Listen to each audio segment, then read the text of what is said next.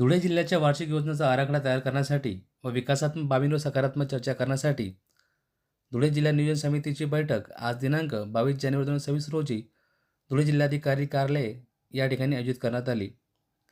बैठकीच्या अध्यक्षस्थानी जिल्ह्याचे पालकमंत्री माननीय जयकुमार रावल हे असून जिल्हा नियोजन समितीचे सचिव म्हणून धुळे जिल्हाधिकारी भाग्यश्री विस्पुते हे होते।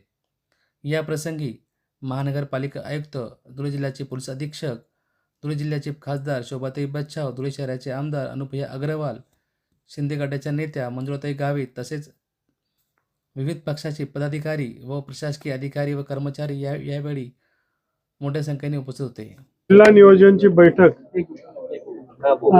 आपण घेतली, त्याच्यामध्ये थोडा विलंब झाला कारण मागच्या 3-4 महिन्यापासून निवडणुकीची आचारसंहिता आहे।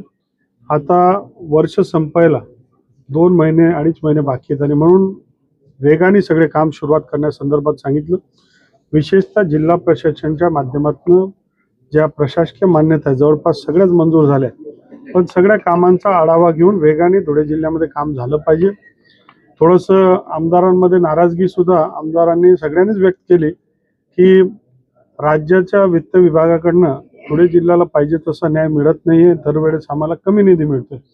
धुळे जिल्हा हा थोडासा मागे राहिलेला जिल्हा आहे, त्याच्यामध्ये निधी आम्हाला लागणार आहे, परंतु सातत्याने आमच्याकडे निधी कमी होतोय आणि म्हणून चिंता व्यक्त केली। मागच्या वेळेस 348 कोटीचा बजेट होता, यावेळेस केवळ 292चाच बजेट करायला लावला, अर्थात तो प्राथमिक आहे।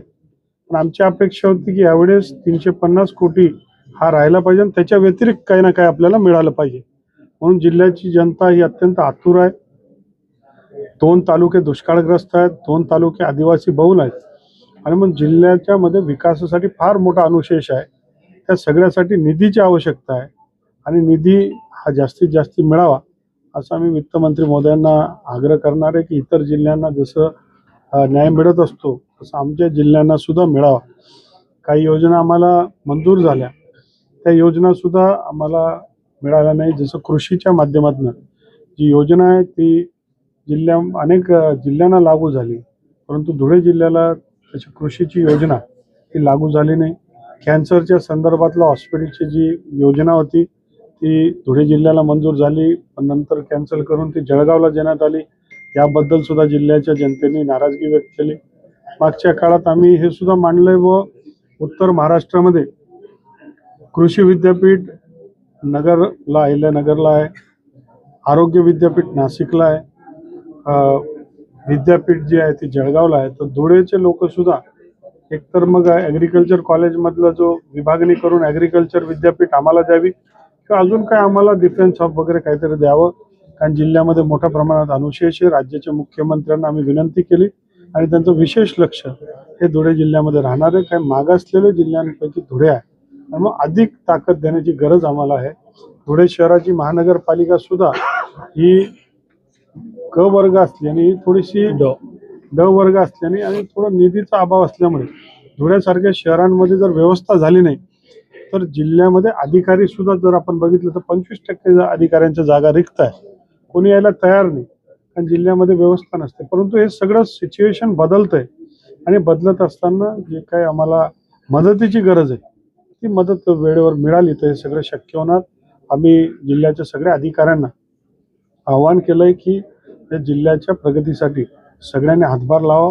जे निधी आहे तिला क्वालिटी काम लवकर वेगाने व्हावं अशा प्रकारचा आग्रह केलाय आणि म्हणून ज्या चांगलं काम करतात त्यांचं अभिनंदन केलं आणि जे चूक करणार त्यांच्यावर कडक कारवाई व्हावी असे आग्रह सगळ्या लोकप्रतिनिधींनी केलाय। एकंदरच सकारात्मक परिस्थिती सगळीकडे आहे, पण वित्त विभागाने आम्हाला अधिक निधी देण्याची गरज आहे असं आम्हाला वाटतं। असं की जिल्ह्यामध्ये 111 मिलीमीटर पाऊस झालेला आहे आणि पुढच्या काही दिवसात आता उन्हाळ्याला सुद्धा सुरुवात होणार आहे। जिल्ह्यामध्ये टंचाईचा जो प्रश्न आहे, पाण्याच्या टंचाईचा, तो मोठ्या प्रमाणात भेडसावतो। जिल्ह्याचा आराखडा सुद्धा तयार होत आलेला आहे। टंचाईच्या दृष्टीने काय नियोजन करण्यात आलंय जिल्हा प्रशासनाच्या काय? आजच आम्ही त्या संदर्भातला आढावा घेतला। यावर्षी सुदैवाने सगळे धरणं 100% भरलेले आणि पाणी आपल्याकडे उपलब्ध आहे। त्या उपलब्ध साठ्याचं नियोजन करण्याचं काम जिल्हा प्रशासनाने केलेलं आहे। त्याच आता आम्ही त्या संदर्भात आत्ताची बैठक झाली। ते पाणी जे आवर्तन वेळेवर सोडणं आहे, इरिगेशन विभागाला आम्ही ते सांगितलं की जे पाणी सोडणं आहे ते वेळेत सोडलं गेलं पाहिजे, नाही तर सरपंच कार्यकर्ते पाठपुरावा करतात, मागणी करतात, आंदोलन करतात आणि मग पाणी सोडणं हे एक प्रकारचं लोकांना अडचण निर्माण करणं आणि अपमानजनक आहे.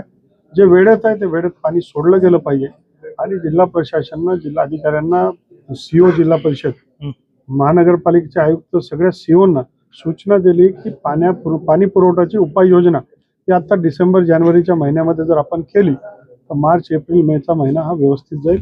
मला असं खात्री की सगळं नियोजन त्याच्या माध्यमातून होईल आणि धुळे शहरामध्ये आता जी पॉलिटिकल परिस्थिती पुन्हा स्टेबलायझेशन झालेली आहे तर धुळे शहर आणि जिल्ह्यामध्ये विकासाची नांदी आता आलेली आहे.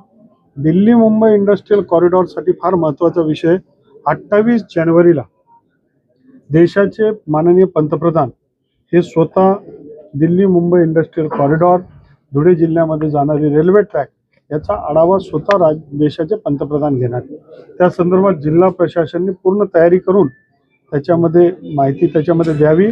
त्याचबरोबर जिल्ह्याची सकारात्मक आणि प्रगतिशील भूमिका कशी जाईल याच्या अगोदरच माहिती पुरवावी असे मी आग्रह केलेला आहे.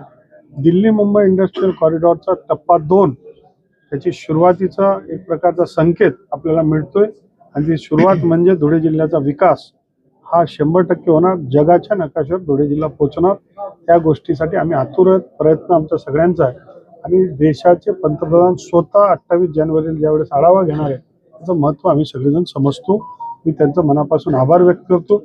राज्याच्या मुख्यमंत्र्यांनी ही जबाबदारी स्वतःच घेतली आहे, त्यांचंही मी स्वागत करतो. असं की धुळे अजून महानगरपालिकेचं महापौर जाहीर झालेलं आहे आणि सर्वसाधारण महिलेसाठी राखीव ठेवण्यात आला आहे.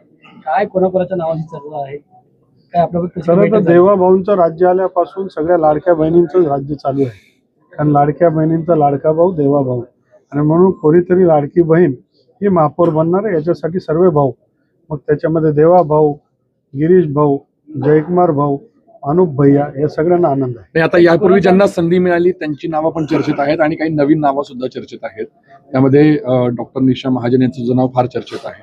अशा वेळेला याच्या आधी संधी मिळालेल्यांना पुन्हा संधी दिली जाईल की नवीन चेहऱ्याला संधी दिली जाईल? खरं तर आत्ताच तुमच्या माध्यमातून मला कळलं की आरक्षण आलंय, जनरल कळलंय पण महिला आलं होतं ते आता कळलंय. तर आमची सगळी टीम, कोर कमिटी, सगळे लोक, तुमचे नेते बसून ते ठरवतात. Bharatiya Janata party cadre based party आहे, त्याच्यावर विचार मंथन होऊन निर्णय घेतला जातो. कोणी नेता असा प्रमुख किंवा मालक नसतो. सर्व चिंतन मंथन करून योग्य निर्णय घेण्यात